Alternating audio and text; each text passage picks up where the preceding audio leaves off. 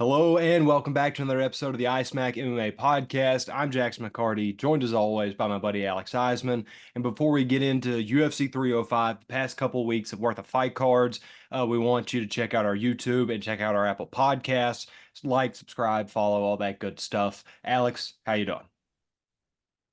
Pretty good, man. It's been as you know, it's been a crazy week for me. I just finished up out here in Wyoming, so I mean, I might as well, damn, I might as well just break this on the podcast. I'm going to Flint, Yeah. going back to Michigan, going to be the sports director there.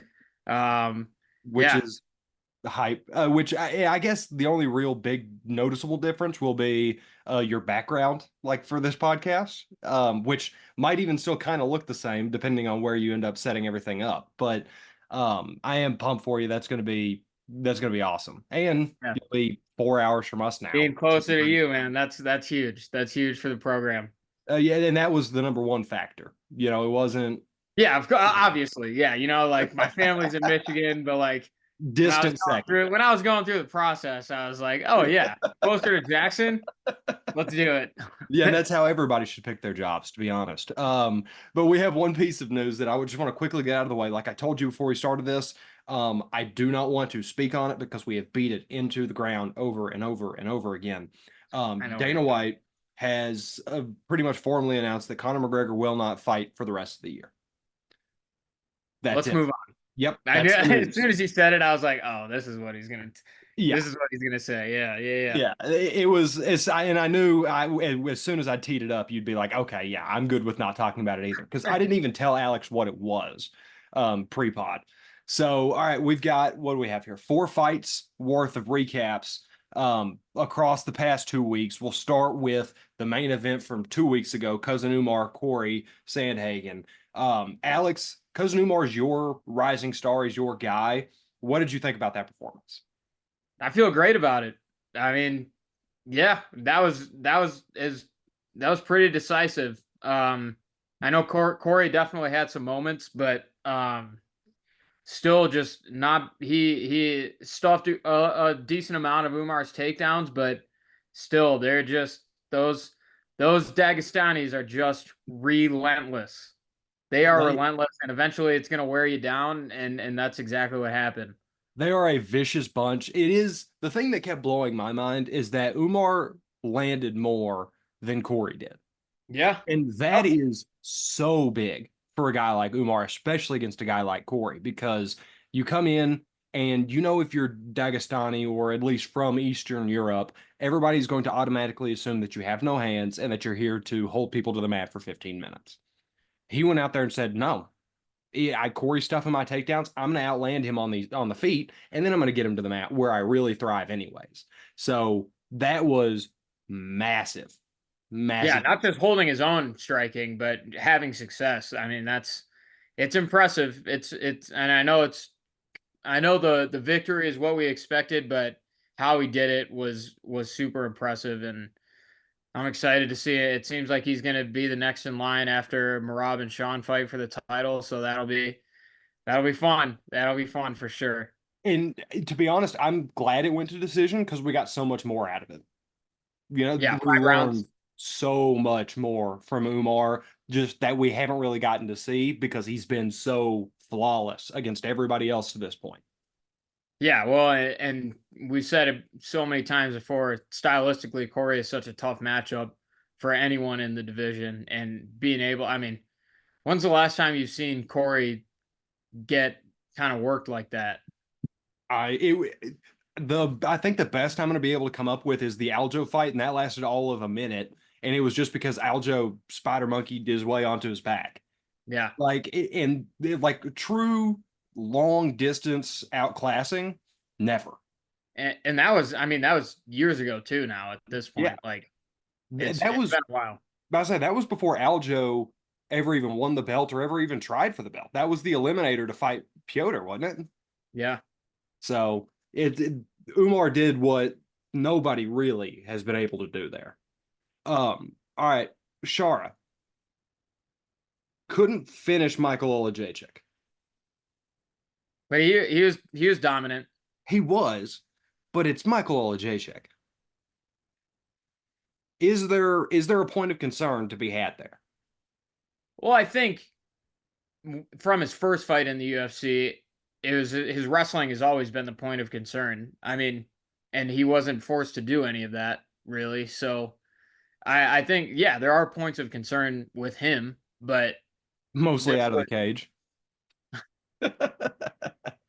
yes, that as well for sure. But inside the cage, that's the glaring hole in his game. But you knew with this matchup, it wasn't really going to be a factor anyway.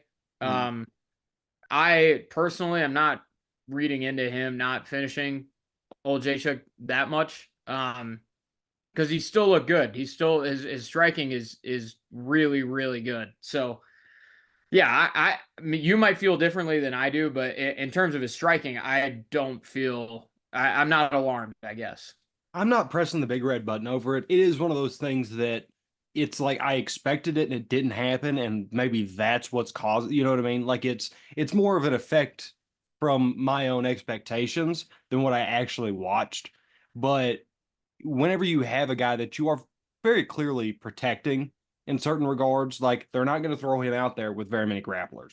He's not going to see Paul Craig on the card very often. So, um, whenever you've kind of got this guy that you're trying to set up for layups, and then he ends up having to take a mid ranger and it goes in, but it's like the paint was wide open and you kind of stalled out there for a little bit. That's what concerns me more than it doesn't. But again, you're right. It's not really an issue of like future projection. It's just like, is that going to become something that I have to be worried about in the future? Yeah, that's fair. And I mean, after this, he's gonna fight someone better than that, and we'll see how he adapts to fighting a higher level opponent. But he did what he needed to do and looked very good doing it. I thought. Yeah. Now we fast. Well, no, this was on the same card because we just have Yeah. Spivak and Tybura from last week. 2 weeks ago, what really is the second best fight on this card was kind of underwhelming, to be honest with you. Davison Yeah. Figueiredo, Cheeto Vera. Shocking that a Cheeto Vera fight was underwhelming, but he did get his first knockdown of his career, which was a shocker considering what we saw against Sean. Yeah. That speaks to the power that Davison has. We saw it at flyweight, and I think that's the biggest signal that he's translating to Bantam just fine. And Yeah, he obviously, we've seen him fight a couple times at the class before, but not being Cheeto Vera's first knockdown is a badge of honor for sure. it well, and it's something that you've said a lot longer than I have, but has been mentioned multiple times on this podcast. Figgy was never a natural flyweight. He just wasn't. He was a natural bantamweight cutting down lower than he needed to. And I think a lot of people are aware of that because of some of those weight cut issues. But to put a guy like Cheeto Vera on his ass, like you said, is that's already hard enough to do, let alone from a guy moving up in weight. So if you had any questions on Figgy's long-term outlook or possible title aspirations or anything like that, I know I had a handful of them. Those should be put to bed at this point because he is just really good. Yeah. Well, and another thing is we've seen all the statistics about fighters over the age of 35 not having success in those lower weight classes. Davison is like 37, I want to Yeah. say, if I'm guessing off the top of my head. He's around there. So yeah, that's even more impressive. He's now squarely in the mix. I think it might take one or two more just because of how crowded the top of the class is, but he's now in very much in the title conversation, I would say. He'll be 37 in December. So basically, Okay. and definitely by his next fight, he'll be 37. But you're right. It's what is it, lightweight and lower that they're like 1 in Yeah. 35 in title Yeah. fights or something. Um, and Figgy could I don't want to say very easily because, like you just said, that is becoming a very stacked weight class. And there's a lot of dudes in line at Bantamweight, but he's probably the best chance on the roster right now to make that two and whatever. Yeah. And Yeah, I would say that's God. Who else? I mean, I don't want to take too much time thinking about this, No. but Well, how uh old is Volk anymore? Volk's over 35. I know that. Or Yeah. he So might be 35. if he comes back, yeah, he's 35 now. So if he comes back like mentally healed, he could obviously do it because he's Alex Volkanovski. But I would still put my horses attached to Figgy before I would with Volk, just because of the last couple outings. Yeah, and lightweight, there's no one who's going to do that because Islam is not going to lose anytime soon. And yeah, so that's very impressive. I know it wasn't the most exciting fight, but it's still a good. That's a great resume booster for Figgy in bantamweight, and yeah, it was all good, all good. And then this last one, Sergei Spivac, Marcin Tybura, I mentioned it a little bit earlier. When we talked about this fight and predicted it, I mentioned that I think Spivac is probably the guy after um, Tom, Pavlovic, and Gon, like in terms of like not old dudes at heavy. Like I thought he was probably the closest after those other two to being an actual challenge to Tom. That's the exact kind of performance you need to prove that kind of thing. Oh yeah, oh yeah, and we were talking about it like this. This was a good opportunity for him to utilize his wrestling, and I mean, what more is there to say? First round sub, like, and against a guy who had been fighting like pretty well. He Tybura has won a couple. You know, he's got a couple good wins over the last year or two. Tybura is one of those guys you forget how good he's been until you look at his shirt on.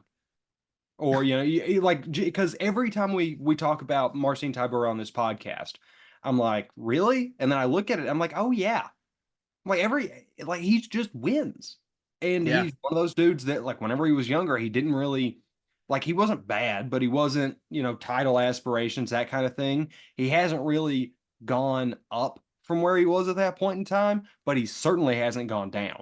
And that's always super impressive from guys like him. Well, yeah, and with the heavyweight class being so Top talent heavy. depleted, Yeah. yeah, Yeah. yeah, I was trying to put it nicely. But yeah, so being able to get one of those guys who's consistently been there in the rankings for a long time and beaten some good guys like Spivak, that it's good to see him get a win like that, you know? Yes. That is like you said to open it, the exact kind of performance you need out of him. He delivered it. You can rest easy until that next one comes up because I assume the next one's probably going to be a gone Yeah, it could be if Cyril Gane decides to fight. again ever. Which I don't know. We have a fight that we're going to predict that could, in theory, play into it if one of the guys win. If the other guy wins, he's absolutely not fighting Spivak, and I think we're on the same wavelength there. But you want to go ahead and jump into these predictions, Alex? Yeah, let's do it. First up on the 305 main card, Return of the Leech, baby. He's back. My man Li Jingliang. Yes, and then Carlos Prates, right? Yeah. Okay. I've seen him. I remember seeing his last fight live. And then I had to go back and watch like quick little cut ups from the ones previous because obviously I didn't see his DWCS because nobody watches DWCS, unfortunately. It's a good show, entertaining, like the premise, but it's kind of hard. The whole reason that people are having issues with the UFC right now is because it's hard to invest in dudes you don't know, and the DWCS is quite literally built around dudes you don't know, and not Yeah. in like a tough style. But either way, dude's got 3 KOs in 3 UFC branded appearances. He's on his up, but Leach has never been KO'd before. So how do you see this one playing out? I'm gonna take Leach probably by decision. He's a more proven guy. I'm a little concerned just by how long he's been out because it's been a while now. Like, kind of forget. But we do this every time, Alex. Other than for Crone Gracie, that one was correct. We called it correctly with Chrome Gracie. But we've talked about this, I believe, on like 3, 4 episodes ago. Ring rust is way more in our heads than it is like in real life. Yeah, it could be a myth. I really do think it is. Like I think unless I just think with these athletes, they're always in shape. They're just not always in fight shape. And unless you are like a Paddy Pimblett, where you really just pack on the weight and you're not really doing that much outside of camp, that's probably when the ring rust would actually set in.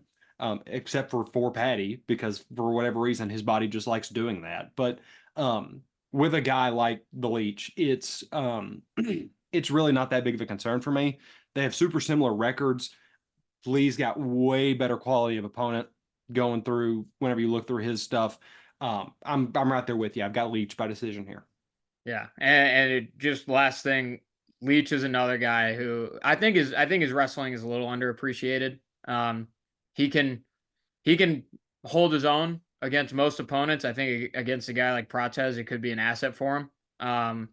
So I wouldn't be shocked to see him take a little more of a wrestling approach in this one. But I think wherever it is, I would take him pretty comfortably.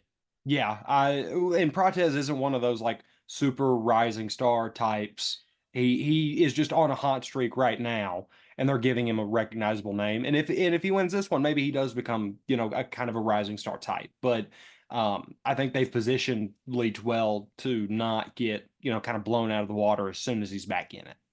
Yeah, for sure. You set us up. You alluded to it earlier. Set us up for the heavyweights. I did. This should be more of a fan dividing fight than it is, because I know Tai Tuivasa has his fans because he drinks beer out of shoes and orders Taco Bell before fights. But Biggie Boy should have more love. He should. Jairzinho Rosenstruik, since he's come into the UFC, I have been a fan, and I had to watch Francis knock him silly, but he he has this thing where he kind of goes in and out. He's not just super consistent, and he very clearly does have a cap, but I mean, at least he still can find some wins. Tai Tuivasa just, I don't know what's happened to him, but it has been rough sledding for what, 4 fights now? Yeah. I mean, I think, I mean, yeah, he just caught lightning in a bottle there for a little bit, and it was electric. And I think he's an awesome personality. He's super fun, super easy to like, easy to root for. Um, and to be honest, I think this one is kind of a toss up just because of the nature of how both of these guys fight. Caution goes to the win. This fight is ending in a knockout Yes. one way or another. Um, but yeah, honestly, I think it's because of Ty's slide that I'm gonna side with Biggie Boy here. And it listen, I think it could be Ty, particularly later. Biggie Boy's at his most dangerous in the first round, and Ty has shown that he can fight later into fights. But with the way that I think this is gonna go off the gate, give me Biggie Boy. I can see Ty trying to preserve some of that energy for later and that costing him, because I'm right there with you. I've got Biggie Boy by knockout. Um, my real question for this fight is, if Ty loses, is he on the chopping block? Is he already on the chopping block? I think no. Just because of what I said before, there's not a lot of talented heavyweights there. And I mean, at least Ty has beaten ranked opponents in the past and has worked his way up to a higher ranking. Um, I mean, if Tony Ferguson's lost 8 fights in a row, Yeah. and I know Tony at his peak was a lot better, but the UFC has shown with some of the more recognizable, likable guys in the company, they have a longer leash, you know? Yeah. Well, and heavyweight is kind of lacking for like recognition. Like there's not just a ton of dudes that fans will know much about.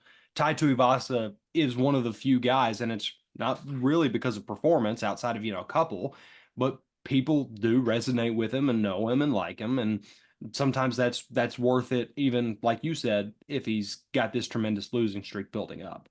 I was just curious as to how you saw that one. Yeah, but yeah. So you're thinking Biggie Boy wins this, he gets Spivak. Is that what you're? Yeah, Yeah.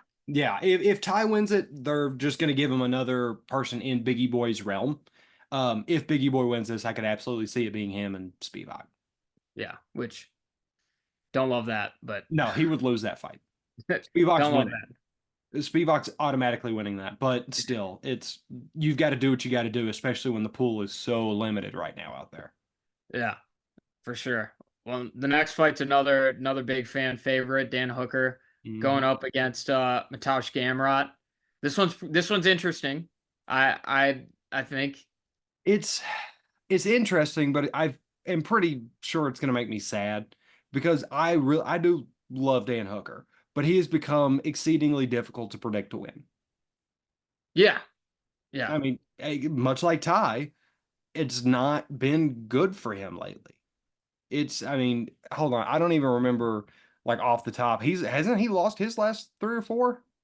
Well, he beat Jalen Turner, which was a True. big one for him. Um, but I mean, he fights so many like top fighters at lightweight. He's 2-2 in his last four, 3-4 in his last seven. Well, those last seven include his featherweights, which I honestly don't. I don't want to acknowledge those because that was a mistake from the start. Uh, well, yeah, I mean, it's the four losses are Dustin, Chandler, Islam, and Arnold. So Yeah, Arnold Arnold was the would be featherweight the one. right. Yeah, Arnold would be the issue, but Arnold, and again, those are four dudes that could have. Well, Mike's not going to hold the gold, but those are four dudes that at some point are/were elite fighters. Like I know Mike, it was pre UFC where you can really call him his last elite period of his career, but dude came in like a lightning rod, and that was his debut fight. Um, so it is a quality of opponent issue more than it is anything else. But I really like Mateusz Gamrot. So does that not become a quality of opponent issue again? oh, it 100% is. I'm siding with Gamera on this one. But it's another one that I think is going to be close because Dan Hooker is a dog, tough guy to put out. But I mean, Gamrot's a decision machine. Um, and he knows he's got great cardio. Um, and I think he's just going to kind of lean on that, pressure him for 15 minutes, and I think he'll end up with a decision win. Yeah, I'm right there with you. I just Hooker lands more, but he absorbs way more. And for a guy like Gamrot, that's a pretty easy recipe because his defense is going to be that little bit better. He's going to be able to find a little bit more efficiently. Um, he's one of those dudes that people I don't know that they fully realize how good he is, especially like whenever he's really going.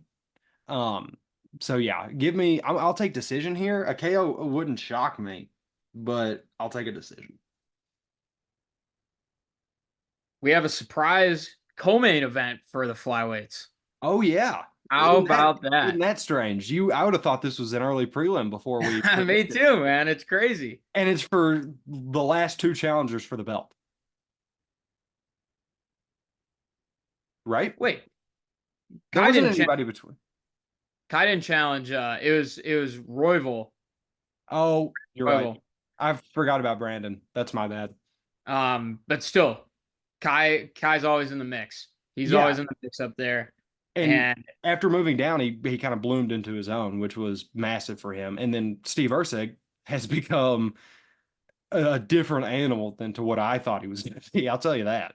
yeah, we watched Urseg and Pantoja, right? That was Yeah. when I was at Cincy. Yeah, Yep. yeah, yeah. Which, I mean, God, isn't that crazy? That's been months ago now. yeah, That is insane. yeah. There's a lot to be impressed with though when Urseg fought Pantoja because I mean, I think people are finally starting to appreciate Pantoja for how good he is. Um, Why did that take so long? What was the issue there? I never I think really it was just understood. because he was shut out of the title for so long with 4 fights between Moreno and Figueiredo. Like, he's always been that good. He just hasn't had the opportunity. Well, and this we could even highlight the lack of marketing for this weight class at the end of the day, because when you look at it, there are so many dudes that are, close but no cigar to the title. Um, and they're still beloved. Pantoja just did not have that fan base, and then he won the title, and people were like, "Okay, well, Brandon will get it back," and now he's the one locking people out from that, and it's been really, really impressive. These two guys can tell you just how hard it is to get a hold of that title when fighting Alexandre Pantoja. But Alex, who do you have here? I'm taking Ursig. Really? I am. Are you Okay. taking Kai? I am. Okay. All right. I think this one stays on the feet because Urseg's takedown percentage rather is really low, and KKF can hold his own in that regard. And if it stays on the feet, I trust KKF more. I would agree with that. I still like what I saw from Ursig fighting Pantoja on the feet. Obviously he was outmatched, but like I said, there's a lot to like out of watching him go out on the title shot. Also, relatively short notice for him too. I think, if Yeah. I remember right, that was a pretty uh, quick fight scheduling. But yeah, I mean, obviously, I'm banking on Ursa getting it to the mat. Um, and I don't even think he necessarily needs to get a finish. He just needs to stay down there. Right. Um, he just needs to stay down there, get 1 or 2 takedowns. I think if Ursa can get 2 takedowns in this fight, he wins. Yeah, this isn't one of the fights that I've got circled as like, watch out for the finish here. I think it's pretty assuredly going to decision unless it goes to the ground, um, which obviously wouldn't be great for my prediction. But I'm taking KKF by decision here, just because, like I said, he's got a good amount of defense. Ursig's going to shoot a lot, but I think he can fight it off and fight it off long enough that he can still win, those first 2 rounds before that lack of energy really sets in. Yeah, and Kai's got great power also for a flyweight. Another guy like that. Because he's coming from the weight class above. I know it's been a Yeah, while now, but KKF cut his teeth in Bantam, and now he's got smaller dudes and faster hands to deal. but Urseg's also shown a lot of durability Yes. in his time in the UFC. So I'm hoping that he can kind of withstand what Kai has thrown at him and just be able to implement his game plan, which is, I Yeah. mean, everyone knows it's going to be wrestling. So Yeah. It's not a secret. It's just a matter of subduing it there. yeah, And then this main event, this is the we've been battle waiting for a long. Africa. Well, and we have been waiting so long for Yeah, this fight, which is embarrassing because it's Dricus du Plessis. But we do get Israel Adesanya back in the cage. And if you don't mind, Alex, I'm gonna go ahead and kind of lay out my vision for this one right quick. go ahead. I think we're gonna get a little bit of OG style bender here, because I think he's kind of like against Paulo. When Paulo Costa really brought out the best in Izzy in terms of like being aggressive and actually, trying to make something happen. I think he's probably learned from his mistakes with Sean Strickland as that unorthodox, weird attack angles. And he's going to say, you know what? I do not care. I'm coming full energy. I've got, the length, and the pure skill to get this done. I think he KOs him. I wouldn't be shocked. I am with you on Izzy. It's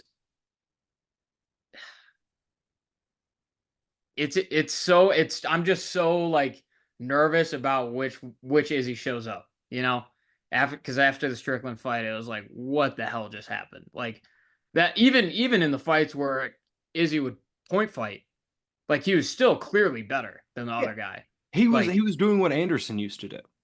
yeah. Like, So yeah. it's yeah. I mean, I saw a a side by side of Izzy like 2 years ago and Izzy now, it does seem like he's put on a little bit of muscle, which I think is going to help him, especially against a guy like Dricus, who is just jacked.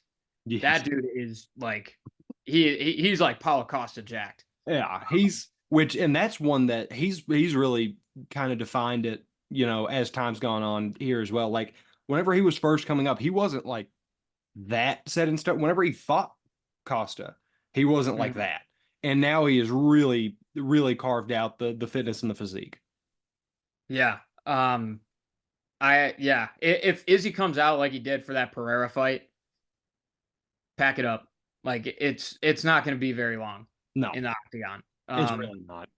And that's what I'm going to bank on. And like I said, I'm still a little nervous about it. And Drigas definitely he has multiple paths to victory. I think Drigas could win it standing just because of his style and the issues that Izzy had with Strickland. And Drigas 100% is a better wrestler than Izzy. I mean, that's a low bar, but he still is.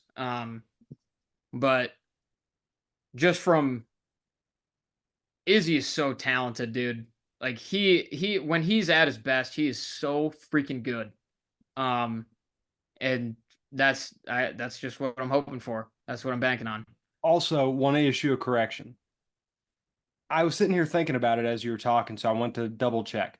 I said Dricus, since he's fought Paulo, has carved out his physique. It's because we were talking about Paulo. I meant Yeah, the Darren Till fight and wanted to yeah, clarify because yeah, that's like really when his so and so peak started, I'd say. But yeah, I think I word association myself into saying Paulo definitely meant Darren Till, which he could kind of do what he did to Darren Till in this fight for all we know. He could take it to the ground and wow people with that all of a sudden. yeah. And I hate to bring it up again, but God, that Whitaker fight was just Yeah. that was another like the Whitaker fight and the Izzy Strickland fight. I was just like, what the hell is happening? You know? Just pure jaw on the floor chaos. Both of these dudes could move up to light heavy. I think Drinkus is smarter than that. I could see Is he Izzy trying to get trying. another one with Alex? Yeah, because that's just such easy money at this point.